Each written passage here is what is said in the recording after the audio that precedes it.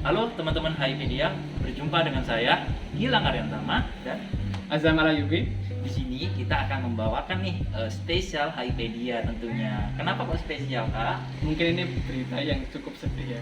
HIPedia edisi kali ini itu edisi yang terakhir untuk periode kepengurusan 21.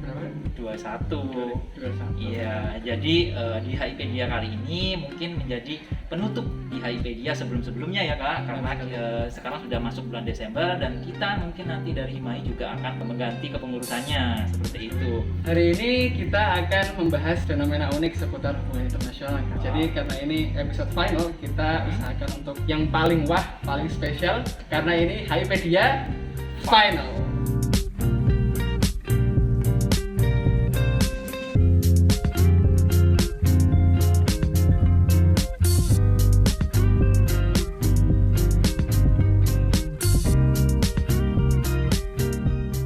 Oke, ya, yang pertama mungkin kita akan sedikit ini ya, Kak, membahas tentang virtual meeting nih, Kak. Jadi- Virtual meeting. Iya betul. Kenapa virtual harus meeting. bahas virtual meeting?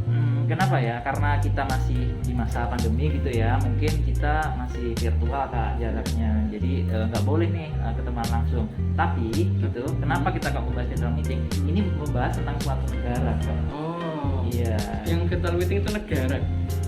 Ya tentunya negara yang diwakilkan oleh presiden atau kepala negara masing-masing, Kak. Jadi kemarin nih saya dapat berita seperti yang ada di laptop kita ini bahwasanya USA atau Amerika Serikat nih kepresidenan Joe Biden bertemu virtual meeting bersama Xi Jinping. Xi Kak. Jinping? Iya, dari China. Oh. Gimana tuh? Kaget ya? Iya, kaget juga ya. Iya, Kemarin kaget. waktu kepresidenan Donald Trump kan benar-benar keras banget ya. Iya betul sekali. Ini meeting ya? Iya, ketemu meeting dan diberitakan nih dari sumbernya berbagai sumber sih, mulai dari The Guardian, Al Jazeera dan sebagainya. Itu pertemuan ini termasuk pertemuan pertama sejak Joe Biden menjabat nih, Kak. Wah, keren banget gak sih? Keren banget sih.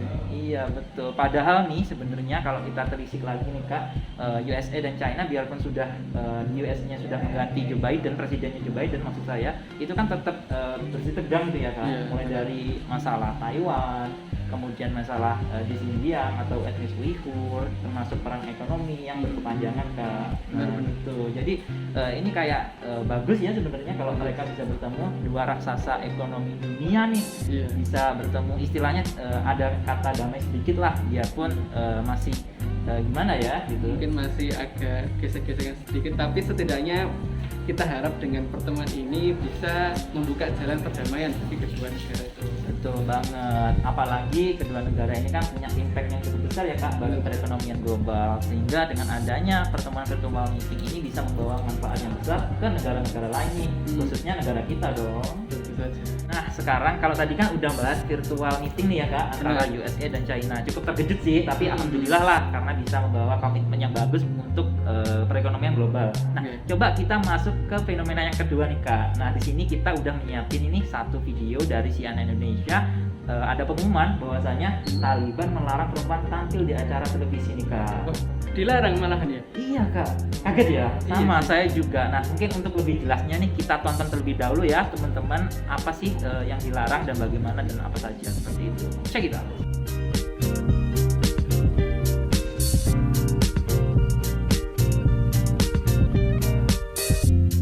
Seperti yang kita tahu nih, Kak Azam, di awal Agustus atau tepatnya 15 Agustus nih saat Iya. Kabul itu kan diambil alih oleh pasukan Taliban gitu ya. Benar sekali. Saya manggilnya ini Taliban 2.0, Kak. Oh, Karena 2.0. kan tahun 1996 kan juga pernah Sudah ada Taliban dulu. Iya, betul, menjadi pemerintahan di negara Afghanistan. Nah, katanya nih, Kak, dulu kan kalau Kakak masih ingat nih, ada janji-janji bahwasanya mereka ingin mengubah dari Islamis yang konservatif ke Islamis yang moderat. Nah, Iya. tapi sayang beribu sayang gitu ya, saya sebenarnya kaget di sini karena awalnya saya sudah seneng nih kalau mereka itu tidak membawa istilahnya pelanggaran-pelanggaran HAM seperti yang dilakukan di tahun sebelumnya gitu. Tapi setelah melihat video ini, aduh gimana ini, tidak bisa berkata-kata. Perempuan saja dilarang untuk bekerja atau tampil di acara hiburan atau drama yang ada di TV Afghanistan, Kak. Kalau menurut Kak Azam sendiri gimana? Kalau menurut saya sebenarnya saya juga kaget juga ya sebenarnya. Kita lihat bagaimana janji Taliban itu kayak bertolak belakang lah dengan apa yang dilakukan sekarang gitu dari berita tadi. Tapi kalau yang saya lihat di sini ini suatu proses ya. Kita kalau kita bandingkan dengan Taliban 1.0 yang pertama dulu, tentu jauh berbeda ya, dan ini mungkin bisa dibilang suatu proses untuk merealisasikan janji-janji yang sudah diucapkan dulu kayak gitu. Betul.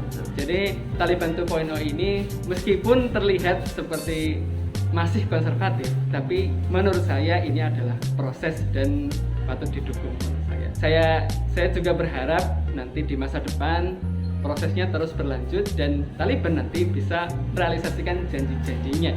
Oke, jadi menurut Kak Azam ini sebenarnya masih sebuah proses gitu ya Kak, karena namanya perubahan itu kan nggak langsung instan gitu ya mungkin maksudnya, karena kan Taliban kita mungkin tahu gitu karena mereka tuh sangat-sangat konservatif dan perlu beberapa waktu untuk istilahnya pindah ke secara moderat seperti itu ya Kak ya. Oke, kalau gitu sih kalau dari saya juga sebenarnya setuju sih. Oke, sekarang kita mungkin masuk ke fenomena yang selanjutnya ya Kak. Bukan fenomena sih, lebih ke apa sih yang terjadi di hubungan internasional akhir-akhir ini gitu ya. Nah, yang terakhir mungkin dari kita itu Kakak tahu nggak kira-kira Indonesia barusan didapuk sebagai presidensi atau tuan rumah nih G20 di tahun 2022. Wah, ini yang pertama kali ya? Kalau dari apa yang saya baca itu iya Kak, gitu. Atau gini aja deh, lebih lengkapnya ini ada cuplikan sedikit dari CNN Indonesia terkait penerimaan Indonesia sebagai presidensi G20. Check it out. Indonesia meneruskan presidensi G20 dari Italia. Untuk pertama kalinya, Indonesia akan memegang presidensi G20 pada tahun 2022. Penyerahan presidensi tersebut dilakukan pada sesi penutupan KTT G20 Roma yang berlangsung di Lanuvola, Roma, Italia pada Minggu waktu setempat.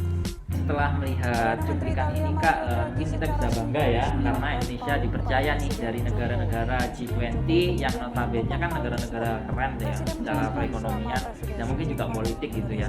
Bahwasanya nanti di 2022 jadi apa ya tempat tuan rumah gitu Indonesia G20 kayak gitu. Jadi Indonesia jadi tuan rumah sekaligus presiden nih Kak G20 di tahun 2022 karena kan presidensinya itu kan bergulir ya Kak 1 tahun sekali dan 2022 itu dipercaya nih menjadi presidensi G20 kayak gitu.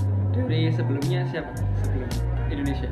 Kalau sebelum Indonesia itu Italia Kak, karena kan di video kan udah disinggung juga Italia dan sekarang Indonesia. Tapi yang mungkin menarik di sini itu ini Kak, kita kan tahu nih kita lagi recovery dari dampak betul COVID-19. Nah mungkin ini bagi saya dan mungkin Kak Azam juga itu bisa menjadi ajang gimana ya eksistensi Indonesia begitu untuk membuat dunia global ini bersama-sama itu mungkin apa ya bangkit ya Recover together, recover stronger kayak gitu.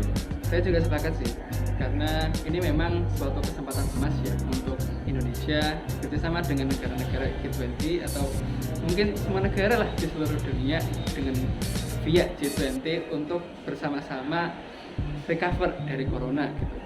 Kita sudah sama-sama tahu gimana track Indonesia recovery-nya cukup baik ya. Diharapkan dengan jadinya Indonesia menjadi presidensi G20 itu bisa lebih menyebarkan kontribusi positif bukan hanya untuk Indonesia sendiri tapi terlebih untuk dunia internasional. Nah, mungkin itu tadi ya Kak, sesi kita berakhir di sini karena tadi kita udah bahas 3 fenomena yang ada di hubungan internasional yang mungkin bisa dibilang lagi hit atau lagi panas-panasnya nih Kak. Benar. Jadi 3 tadi apa Kak yang pertama? Yang pertama tadi kita bahas virtual meeting Presiden USA dengan Presiden China. Ya, betul. Yang kedua kita membahas larangan perempuan Taliban untuk tampil di acara televisi. Betul. Dan yang ketiga tadi apa Kak Gilang? Dan yang ketiga tadi tentang negara kita nih Kak, Indonesia yang didapuk dan dipercaya menjadi presidensi G20 di tahun 2022 kayak gitu Kak. Mungkin itu dari kami gitu ya selaku pembawa acara di HIPedia Special Season ya Kak, karena kan tadi sudah disinggung di awal ini menjadi HIPedia terakhir di tahun 2021. HIPedia final ya Kak? Iya betul, final. Mungkin semoga apa yang telah kita bawakan selama ini gitu ya dari HIPedia yang pertama sampai ke final ini bisa bermanfaat nih Kak bagi teman-teman kita terutama yang dari hubungan internasional Universitas Jember dan juga mungkin yang menonton dari teman-teman luar nih Kak. Saya Gilang Rantama, saya Zamara Yupi, pamit undur diri dan sampai jumpa di HIPedia selanjutnya. Jakarta.